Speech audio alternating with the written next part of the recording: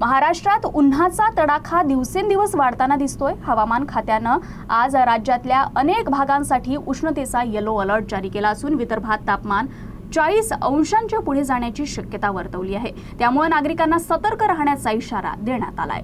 महाराष्ट्रातील हवामानात सध्या मोठे बदल जाणवत असून उष्णतेचा पारा झपाट्याने वाढतोय। भारतीय हवामान खात्यानं राज्यातील काही जिल्ह्यांसाठी उष्णतेचा येलो अलर्ट जारी केलाय। हवामान विभागाच्या अंदाजानुसार राज्यातील अनेक भागांमध्ये उष्ण व दमट हवामान राहण्याची शक्यता आहे। विशेषतः विदर्भात उष्णतेची तीव्रता अधिक जाणवणार आहे। नागपूर, अमरावती, अकोला, वाशिम, यवतमाळ, चंद्रपूर, गडचिरोली आणि बुलढाणा या जिल्ह्यांमध्ये तापमान 36 ते 41 अंश सेल्सिअस राहण्याचा अंदाज वर्तवण्यात आलाय। अलीकडे विदर्भातील काही शहरांमध्ये तापमान 40 अंशांच्या पुढे गेलं असून अकोला आणि अमरावती हे राज्यातील सर्वाधिक उष्ण शहरांमध्ये गणले जात आहेत। हवामान विभागानं या भागात उष्णतेची लाट कायम राहण्याची शक्यता व्यक्त केली आहे।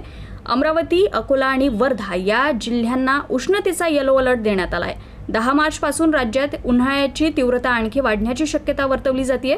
दरम्यान हवामान विभागानं नागरिकांना काही खबरदारी घेण्याचं आवाहनही केलंय। दुपारच्या वेळेस शक्यतो घराबाहेर पडणं टाळावं, भरपूर पाणी आणि द्रव्य पदार्थ घ्यावेत, तसंच उष्णतेमुळे होणाऱ्या त्रासाकडे दुर्लक्ष करू नये असा सल्ला देखील देण्यात आलाय।